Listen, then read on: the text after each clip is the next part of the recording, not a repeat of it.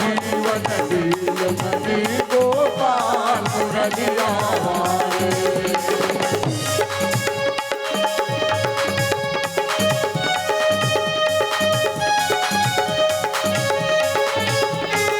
ऐसा हुआ कि बरसानों में संतों की एक टोली आई और राधा रानी के दर्शन के लिए गए थे। तो नीचे एक आश्रम में सब रुके थे। ब्रजराज जी सेवा में हाजिर रहते। संत आते तो संतों के साथ ब्रजराज जी का मन बहुत लगता। लेकिन उन्हें पता था संतन के संग लाग रे तेरी अच्छी बनेगी। संतों के साथ रहेंगे तो विचार शुद्ध होंगे और जीवन में हर कार्य अच्छा होगा, ये उन्हें पता था। तो संतों की सेवा करते हैं। एक संत नंदगांव से वहां आए थे। अब संत के पास कुछ था नहीं जाने के लिए। संत के पास कुछ जाने के लिए साधन नहीं था। तो संत ने पूछा ब्रजराज जी से कि आप कुछ हमारी व्यवस्था करा दोगे नंदगांव जाने की। तो ब्रजराज जी ने बोला आज तो बहुत विलंब हो गया है महाराज जी, ऐसा करेंगे कल सुबह सुबह हम स्वयं आपको लेकर नंदगांव जाएंगे। और सुबह 4 बजे का समय निश्चित किया।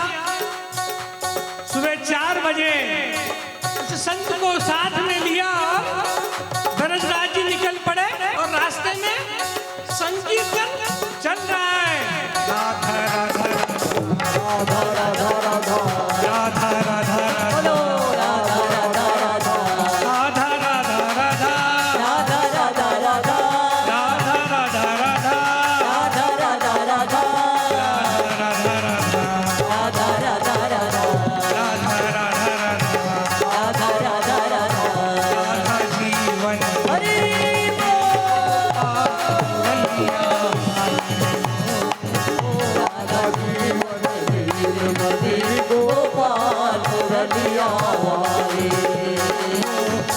नीलमणि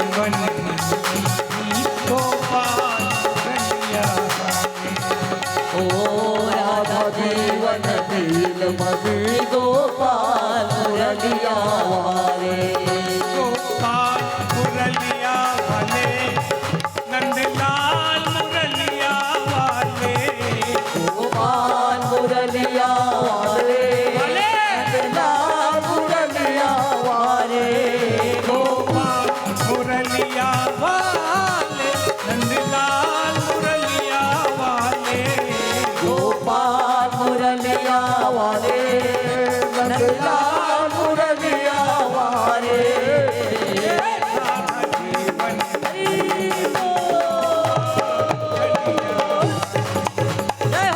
राधा जीवन नीलमणि गोपाल मुरलिया वाले। अब जो संत थे साथ में उनकी प्रकृति थोड़ी कमजोर थी। तो वो थक जाते थे, बार बार रास्ते में रुकते थे। जहां भी वो रुकते ब्रजराज जी उनकी सेवा जरूर करते, पैर दबाते, ठीक लग रहा है पानी पिलाते, कुछ खिला देते। धीरे धीरे करते करते दोपहर हो गई नंदगांव पहुंचने के लिए। दोपहर में पहुंचे और एक मंदिर था उस संत का। मंदिर में गए, संत जी ने पूछा ब्रजराज जी इतनी धूप में चलकर आए हो हमारे साथ, कुछ थोड़ा सा खा लो, कुछ ग्रहण कर लो, शिव जी का प्रसाद ले लो। अब ब्रजराज जी ने हाथ जोड़ लिए। ब्रजराज जी ने बोले हमारी बिटिया यहाँ पे आई है नंदगांव, मेरी बिटिया यानी राधा जी का ससुराल है। बिटिया के यहाँ का तो हम पानी भी ग्रहण नहीं करते हैं। देखो भाव, बरसाने वालों का भाव। राधा जी को राधा जी नहीं बिटिया मानते हैं।